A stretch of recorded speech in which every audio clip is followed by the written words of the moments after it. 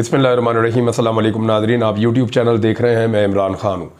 पाकिस्तान तहरीक-ए-इंसाफ़ ने इमरान ख़ान साहब की क़यादत में बहुत सारे अजीब अजीब काम किए हैं। अभी एक केस चल रहा है मखसूस नशस्तों का सुप्रीम कोर्ट ऑफ पाकिस्तान में। उसमें पाकिस्तान तहरीक-ए-इंसाफ़ ने अपनी एक दरख्वास्त दायर की है। अब अगर आप इस दरख्वास्त को देखें तो ये टेक्निकली बड़ी साउंड है। यानी अगर मैं ये कहूँ कि इमरान ख़ान ने एक तीर से कई शिकार कर लिए हैं तो ये गलत नहीं होगा। मैं इस दरख्वास्त के बारे में आपको कुछ फैक्ट्स बताऊंगा और आपको अंदाज़ा हो जाएगा कि इस दरख्वास्त ने काजी फ़ायद ईसा साहब और जो एक फुल कोर्ट बेंच बना हुआ है उनके लिए कहाँ मुश्किलात और आसानियाँ पैदा कर दी हैं, इलेक्शन कमीशन के लिए कितनी बड़ी मुश्किलात पैदा कर दी हैं, फॉर्म 47 के ऊपर बनने वाली हुकूमत के लिए और एस्टेब्लिशमेंट के लिए कितनी मुश्किलात पैदा कर दी हैं। मैं सिर्फ इसको पढ़ के आपको बताऊंगा और साथ साथ आपको बताता जाऊंगा कि एक्चुअली तहरीक-ए-इंसाफ़ ने किस तरह पूरे निज़ाम को बांधा है इस दरख्वास्त के ज़रिए से। दरख्वास्त कहती क्या है? ये चेयरमैन बैरिस्टर गौहर अली ख़ान ने मखसूस नशस्तों के बारे में मुकदमे में फ़रीक बनने के लिए सुप्रीम कोर्ट में दरख्वास्त दायर कर दी। दरख्वास्त में कहा गया कि सुप्रीम कोर्ट के रूबरू मुकदमे की समाअत के दौरान इलेक्शन कमीशन ने PTI से मुताल्लिक कुछ ऐसी बातें की जो दर हकीकत दुरुस्त नहीं है और इसका मुनासिब जवाब आना बहुत ज़रूरी है ताकि मामले को दुरुस्त अंदाज में देखा जा सके। इस्तदा है कि पाकिस्तान तहरीक-ए-इंसाफ़ को मुकदमा में शामिल होने की इजाज़त दी जाए ताकि मामले में अदालत की मावनत की जा सके। यानी तहरीक-ए-इंसाफ़ कह रही है कि इलेक्शन कमीशन गुमराह कर रहा है अदालत को और कुछ ऐसी बातें कर रहा है जो गलत है, और वो बातें भी तहरीक-ए-इंसाफ़ के मुताल्लिक हैं और केस अदालत में चल रहा है। तो तहरीक-ए-इंसाफ़ का ये हक बनता है, यानी उन्होंने जवाब दिया कि हमारा इसलिए हक बनता है कि हमारे खिलाफ गलत बयानी हो रही है और हम वहाँ जवाब देने के लिए मौजूद नहीं है। और काजी फ़ायद ईसा साहब ने टेक्निकली बार बार कहा जी तहरीक-ए-इंसाफ़ तो है ही नहीं हमारे सामने, तो फिर हम क्यों उनकी बात करें या उनके बारे में बात करें ही क्यों, या उनके बारे में फ़िक्रमंद होने की ज़रूरत नहीं है क्योंकि वो तो यहाँ मौजूद ही नहीं है। तो अब तहरीक-ए-इंसाफ़ ने वो जवाज़ ख़त्म कर दिया कि जी हम आ गए हैं, हम मौजूद हैं, हमारे बारे में बात हो रही है तो हमें भी सुना जाए ताकि अदालत की मावनत हो सके। मज़ीद कहा गया कि इस सारे मुकदमे का दारोमदार आइन के आर्टिकल 51, उसका एक झेली आर्टिकल है 6D और E इसके ऊपर है, और मज़कूरा आर्टिकल ये कहता है जिसके बारे में बता रहे हैं आइन का आर्टिकल 51 और उसका आगे झेली जो आर्टिकल है 6D और E, इसमें यह कहता है कि सियासी जमातों को मखसूस नशस्तें मुतनासिब नुमाइंदगी की बुनियाद पर मिलेंगी, यानी जो जितनी सीटें जीतेगा उस हिसाब से उसको मखसूस नशस्तें मिलेगी।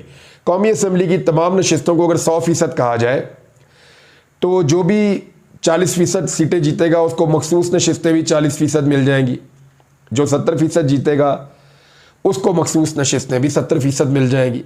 तो इसको कहते हैं मुतनासिब नुमाइंदगी। तो इस तरह मिलेंगी।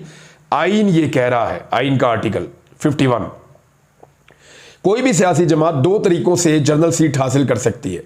नंबर 1, या तो पार्टी उम्मीदवार उनका बराह रास्त इलेक्शन के अंदर जाए और कामयाब हो जाए, या फिर मुंतखब आज़ाद अरकान कामयाबी के नोटिफिकेशन के 3 दिन के अंदर अंदर उस जमात में शामिल हो जाए। आज़ाद अरकान शामिल होने के बाद उसे पार्टी की हासिल करदा मजमूई अरकान की तादाद में शामिल किया जाएगा, यानी आज़ाद जो आएंगे उस पार्टी का हिस्सा बन जाएंगे और मुकम्मल तादाद में आ जाएंगे, और उसी मजमूई तादाद पर पार्टी को मुतनासिब नुमाइंदगी की बुनियाद पर मखसूस नशस्तों में हिस्सा मिल जाएगा। इलेक्शन कमीशन ने 2018 के आम इंतखाबात में आर्टिकल 51 झैली आर्टिकल 6D और E की दुरुस्त तशरीह करके एक सियासी जमात बलोचिस्तान अवामी पार्टी को भी मखसूस नशस्तें दी जिसने आम इंतखाबात में बराह रास्त कोई सीट नहीं जीती थी। ये बात मैंने आपको बहुत पहले बताई थी कि इलेक्शन कमीशन माजी में एक ऐसा काम कर चुका है जो इसके गले पड़ेगा, और वो तहरीक-ए-इंसाफ़ ने निशानदेही की। तहरीक-ए-इंसाफ़ ने बताया कि जनाब बलोचिस्तान अवामी पार्टी ने इलेक्शन के अंदर एक भी सीट नहीं जीती थी, आज़ाद जीतने वाले उसके अंदर शामिल हुए थे, फिर वो जो जीतने वाले शामिल हुए थे उनकी बुनियाद पर मखसूस नशिस्त की मुतनासिब नुमाइंदगी उनको मिल गई थी। तो इस तरह तो फिर पाकिस्तान तहरीक-ए-इंसाफ़ को भी मिलनी चाहिए, या आप सुन्नी इत्तेहाद कौंसिल कहें। तो इसका उन्होंने एक बताया भी कि बराह रास्त सीट नहीं जीती लेकिन फिर भी इनको मिल गई। दरखास्त में मौक़िफ़ इख्तियार किया गया कि आइन का बुनियादी मकसद अवामी मैंडेट के मुताबिक कौमी और सूबाई असम्बलियों का क़याम है, जबकि PTI को मखसूस नशस्तें ना देने से ना तो कौमी और सूबाई असम्बलियों की हैसियत हकीकी नुमाइंदा के मुताबिक होगी और ना ही ये असम्बलियाँ अवाम की मर्ज़ी का मजहर होंगी। यानी जो जमातें हारी हैं इलेक्शन, उनको अगर आप सीटें दे देंगे तो वो तो अक्सरियत में आ जाएंगी और उनके पास तो बहुत ताकत आ जाएगी, और जो लोग इलेक्शन जीते हैं, जिनको लोगों ने वोट डाले, उनकी सीटें आप छीन लेंगे तो वो नीचे चले जाएंगे, ये बता रहे हैं। और ना ही ये असम्बलियाँ अवाम की मर्ज़ी का मजहर होंगी। PTI ने 8 फरवरी के इंतखाबात के बाद आइन के मुताबिक अमल करते हुए अपने अरकान को सुन्नी इत्तेहाद कौंसिल में शामिल होने को कहा। PTI ने बार बार इंट्रा पार्टी इलेक्शन करवाए। ये सवाल बार बार उठाया जाता है कि इंट्रा पार्टी इलेक्शन क्यों नहीं करवाए। कादी साहब भी कहते हैं इलेक्शन ही नहीं करवा रहे आप इलेक्शन क्यों नहीं करवाते अपनी पार्टी में, कुछ इस तरह वो बात करते हैं कि जैसे PTI ने कभी इलेक्शन करवाए ही नहीं। अब PTI बता रही है कि हमने तो बार बार इलेक्शन करवाए, सुप्रीम कोर्ट के 13 जनवरी के फैसले के बाद भी इंट्रा पार्टी इलेक्शन करवाए। यानी सुप्रीम कोर्ट ने जो फैसला दिया बल्ला छीनने वाला, उसके बाद इन्होंने इलेक्शन लड़ा, लेकिन फिर भी उन्होंने अपने इंट्रा पार्टी इलेक्शन करवाए। लेकिन हर बार इलेक्शन कमीशन ने PTI के इंट्रा पार्टी इलेक्शन पर एतराज़ात उठाए, जबकि यह सलूक किसी और सियासी जमात के साथ नहीं किया गया। यह कि PTI ने 8 फरवरी के आम इंतखाबात के लिए अपने उम्मीदवारों को टिकट जारी किए और इंतखाबी निशान हासिल करने के लिए ये टिकट 13 जनवरी शाम 4 बजे तक अपने अपने मुतल्लिका रिटर्निंग अफसरान के पास जमा कराने का कहा गया।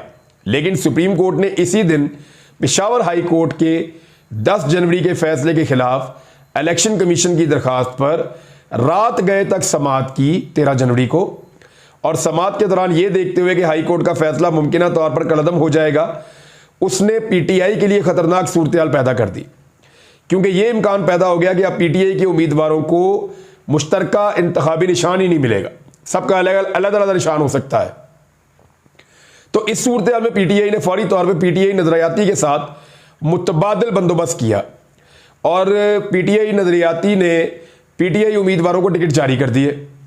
PTI की तरफ से अपने उम्मीदवारों को PTI नजरियाती के टिकट हलफनामे के साथ मुतल्लिका रिटर्निंग अफसरान के पास जमा कराने का कहा गया।